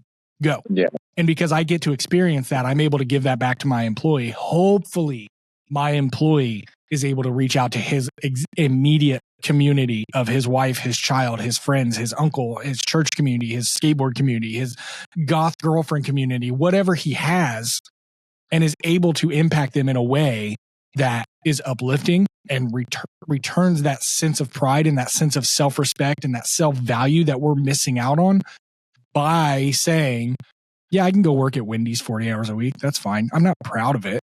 I'm not stoked at the new chili coming out. It doesn't whet my gams to get the new mango lemonade and get people to buy that as an add-on. Right? But I'll go do it because they have health insurance and I'm able to pay my rent. That is the death of the American dream, is when we're going to jobs that we don't care about. Yeah. So hopefully I'm able to have a little bit of that impact on my employees and on the world around me so that they can do that as well. And I think that's kind of what you were touching on. And I just wanted to rant about it because it's really, really important. Yeah. Yeah. And it's not, businesses are run by people who are people, and people are messed up, I'm not a perfect person. I do know 100% that there's a lot of times that the people who work for me think I'm an asshole, but sometimes they'll share a hot dog with me. So I'm not pure evil, I guess. I love a good hot dog. I'm not pure asshole. Yeah. No, and that's the thing is there's a 50-50 ratio. If I get into any form of confrontation of, if there's been times where I've said something and Evan's been like, nope, that's not right. And I'm like, okay, well, here's my understanding and we can talk about it. And even if it's a very mature, very well-spoken conversation, there's still a little bit of confrontation there. There's 50-50. Either I'm right or I'm wrong. Almost every time that I'm right, your employees will come back to you and, hey, just so you know, you were right. And then they'll run off. Mm-hmm. If I'm wrong, I'm expected to have, hey guys, here in this morning meeting, I want to address the fact that I said this in a meeting with Josh and Nigel on Thursday, and that is incorrect. And I want to apologize to them formally. Yeah. And I'm not saying this is wrong. This is genuinely what I think leadership should be held to. But I want to apologize for the misinformation. I want to, this is the way it actually is, and we need to start doing this moving forward. Yeah. So a lot of times you'll think, oh, my employees don't like me or they don't want to be around me or whatever. But in all reality, I think a lot of times they think higher of you, because I've experienced this as bosses where people are like, yeah, I don't like him. And it's like, cool, it's because you're lazy and he holds you to a standard. That's why you don't like him. Mm-hmm. All of us that do our jobs, all of us that kind of rally, we love them. Yeah, that's one of the crazy things. And I think that is one of the first ones. And that's where I constantly have to tell people, hey, well, I didn't say this was going to be easy. A lot of them they want to do the easiest thing. And they'll come to me and that's what and I'll go, I don't understand. I wanted this and I showed you this and I showed you how to do it. And that's not what I've got. Explain to me why this happened. Talk me through how this happened. Well, I thought it would be easier. Oh. It's always, I thought it'd be easier. Or and then I have to ask, did I say to find an easier way to do it? Right. Well, no, but, and I'm like, well, there it is right there. We don't have to talk about this anymore. Now I need you to go do it the way that I initially told you to do it. And then you can compare and see, do you get it right? Or did you do something easy? And almost like there are very few instances where easier is the better right way. Now they exist. Like I own a lot of your equipment because it makes my life easier. Okay? You do own a lot. You might be like the top, the highest purchaser ever. But I own a lot of your stuff, and we use a lot of your materials, and it isn't purely because they make our lives easier. It allows us to quite frankly, in the time frame that we need to make things, it allows us to make them and make them accurately and repeatably. Right. And that is important to the job. And even with your equipment, there are hard things about doing it and using it. You can't just beat the F out of it and go, well, I want to crank away like this. And we have guys that are really hard on the guys and they over crank the screws and they are endlessly stripping the helicoils threads out. Yep. And I've got to there's always training, always new guys that come in and they just want to pretend it. There's this type of guy And maybe it's a person and not just a guy, but there's definitely, in our business so far, it's primarily been guys, and we have women smiths that come work for us, and they don't seem to have this, but they're pretending to be a blacksmith. It's as if they've stepped into the avatar of a blacksmith, and all they have as a reference is Hollywood and Skyrim and these things that aren't actually doing the thing, and they think there's only one rate of hammering, and it's with a 20-pound hammer and as hard and as fast as you can go. And we're like, you're just making a tiny hairpin. Can you just tap it? Tap it in, Happy. Tap, tap, tap it in. And they have to go through this. They'll either go through a growth arc, or they will not change. They will not separate from this persona. Right. They're playing at the job and not doing it. They make a lot of noise and a lot of racket, and nothing is actually done right and well and hard. And they also seem to be some of the bitchiest, whiniest people that come and work for us. Isn't that weird? There is a dynamic there where the people that, like Greg does not complain about anything. He'll give his, hey man, I think that we should do it this way, or maybe this is more fit. I got to handle this, whatever. But he doesn't come to me and he's like, well, sometimes the shop is cold, or I don't want to use that tool board, or, it's like Greg just does it. And he's the most effective. And specifically in other jobs, I have had employees that it's like, well, those are the ones that are 15 minutes late every day. And they're 15 minutes late because there's always traffic. Why am I scheduling them at 10 o'clock? I know that they have traffic, so they can't be here until 11 o'clock. And it's like, no, the real answer is for you to leave. Exactly. Yeah. Like you need to leave a little bit earlier. Yeah. Oh, but they can't leave earlier because their alarm clock only gets set to 8:45. It can't be set to 8:30. And it's like, those people that are the ones that are making the excuses and they're complaining and they're the hardest to work for, they're not just making excuses to you, they're making excuses to themselves too, which is why their work isn't good. Yeah.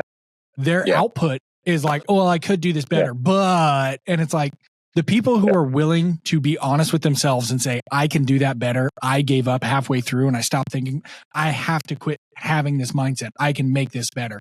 Those are the ones that are going to be easier to manage because they're already self-managing. Whereas the ones that are getting poor results are probably going to be the ones coming in saying, well, I couldn't do it because of you. Yeah. And it's like, that's just not the case. I have 10 other guys that are doing it just fine. In fact, 2 of them are going to nationals, like they're world renowned at what they're doing, and they're doing it off the exact same playing field you are. It's such an interesting thing though. And the dynamics of working with people. So we have our customers that provide a dynamic. And then of course, we have employees, that creates another dynamic, and, much like you, and they're both important. They're both very important relationships to have. And with customers, it can be, I don't want to use the word superficial, but you show up for the weekend, you're dressed in a kilt, you're in an outfit, and you're like doing this thing and you're having this fun, and it can be a lot more about the fun of it. It's comic-y. And with the employees, I want to have fun with them too. I like to have fun with all these guys. Like if I can personally hang out with them occasionally, not all the time. I don't want to, you're not my kids. So I don't want to hang out with you all the time. I don't want to maintain all the aspects of your life. I have a job. I give you money for doing that job. You take that, you apply it to your life, do the thing. I try to limit myself in working and investing and growing them in the verticals in which I feel equipped to help them, which are primarily limited to art, design, and blacksmithing. Right. There are some parental, personal things that I can help. Like, I've raised a couple of kids to adulthood, and I have one halfway there, and I've got, a couple of other ones. So I feel like I can give some parental advice. But I don't want to be, I also don't want to be a counselor that is, I worked maintenance at the summer camp that I went to because I did not feel equipped to be a counselor then. And I don't feel equipped to be a counselor now. No, I get that. I understand that. But there are these things that I can invest into you in this life that I am skilled at giving. And I want to see people grow. And I want to see them take on life and the challenges that I present to them. And some of them, I don't care if you fail. And this is where those guys that come in and they play at the role, they pretend they're mimicking. And I think they're trying in a way that they understand it, like an avatar of a video game that they're controlling like this. They aren't really the smith. I think my hard part is breaking through to that person to let them know it's okay to fail. And I think a lot of times people play at it, they pretend at it, they are a character of it because they're trying to figure out how to do it, but they're doing it in a way that's safe for them to not fail. And that's something I think I have I have a blind spot somewhere for that because I failed so much in my life that it is, for me, it's standard. What you're going to do is fail first. I need you to fail. I will bring my employees in and I will set them up with tasks specifically for them to fail. Sometimes I just need to know the breaking point of the material or the die or the product or whatever. And so I need that process to fail. So I'm like, hey, on this 12-ton, we're going to make a 14-pound sledgehammer. Let's see what the problems arise. It's intentionally I need it to fail. 2, I have, especially with my interns and my younger guys, I want you to fail because I need to know where I need to start teaching you at. Where is your comprehension and where is your confidence? Because that's where I need to start teaching you at. So I'm going to send you out and I'm going to, something that I would normally say, oh yeah, I want you to do it X, Y, and Z. I would say, go do it. Come back and tell me how you did it. And tell me what your results are. Because I need them to fail. I need to know their understanding. And then number 3 is I need them to fail because, like you just said, if they never fail, they will never have the confidence to try new things. And I will have to babysit them every single day. Do you want me to do this first and then do this? And then what color tape do you want me to use if I send this tape? Like genuinely, like down to what color tape am I sending? Hey, this is 2 days faster and it costs the same amount, but we usually ship UPS and this is FedEx. Is that okay? Can I ship FedEx? Like, if your confidence level is that low, it's because either mom and dad never made you try hard things and so you never failed, or in a darker twist of things, mom and dad are very abusive and when you failed, they made it seem like it's not okay. Either of those things, I can help. But I need you to start failing from day one. Yeah. Joshua, we've been on here for 2 hours and Evan was just looking at the battery. I think we're going to cut this one short. However, let's do a part 2 very soon. Okay. I had a ton of fun. Get hard. I don't think we can do that. By law. I'm doing it, Josh. All right. We're going to do it. We can do Make It Hard. It's our new blacksmith workout program called Get Hard. Yeah, you have no idea. Well, actually, I'm sure you do. The amount of people that are like, oh, why don't you guys make stickers that say like blacksmiths do it hard or make it hard? Or, it's like, dude, gross. Get out of here. We're all adults. We're not 12 anymore. Before we end this, it is... My wife is endlessly going, do we have to use those terms? For as I'm teaching people and saying things, and she just thinks that it's just way too sexualized. And so your wife is a 12-year-old boy. Yeah. Well, okay. Yeah. And I'm like, honey, these are the terms. Right. These are the terms.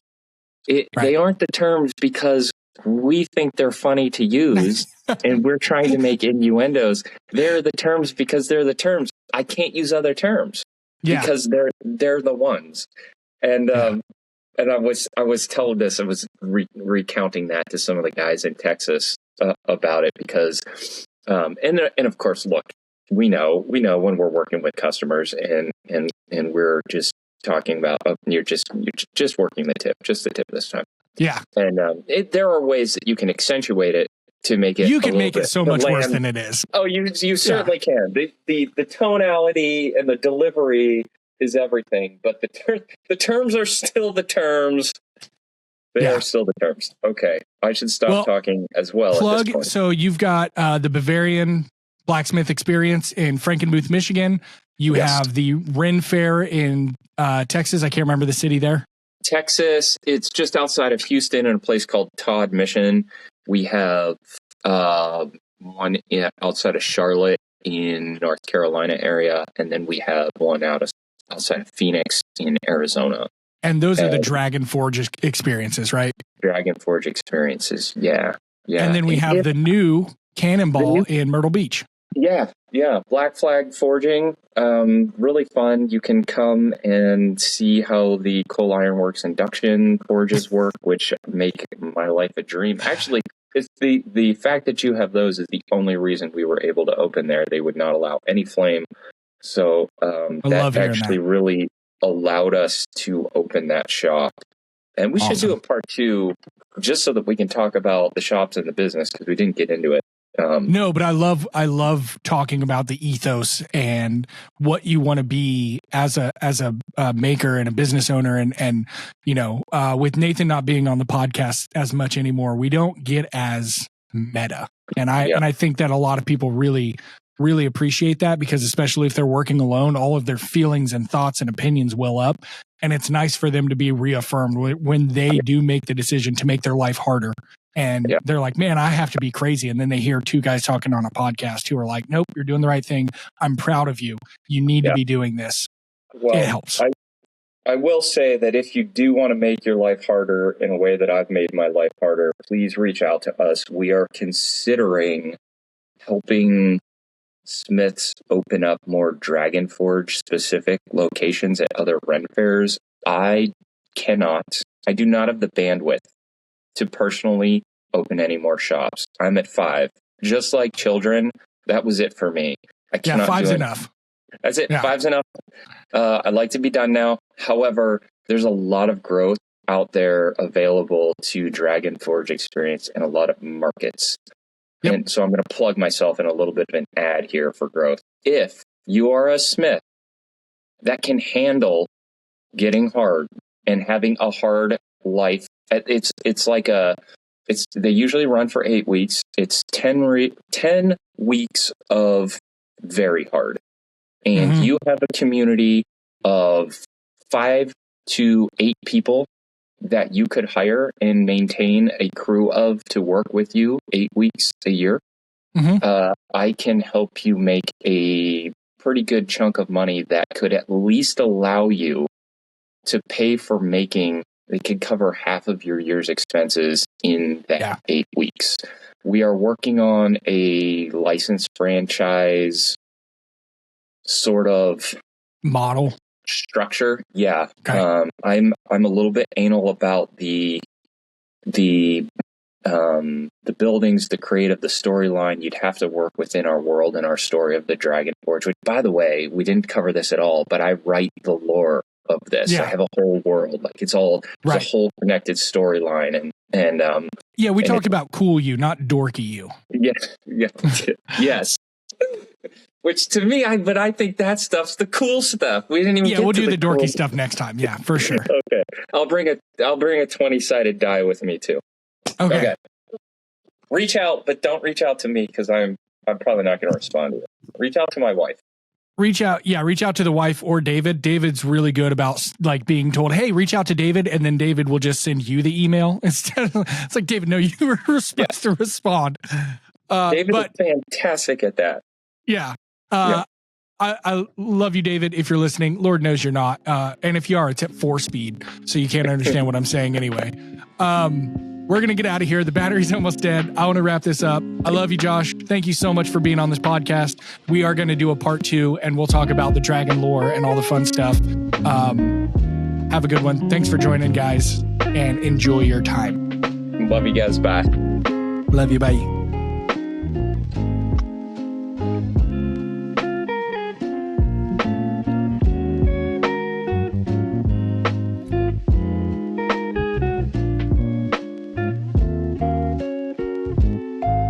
I love how the smooth jazz kept you from leaving.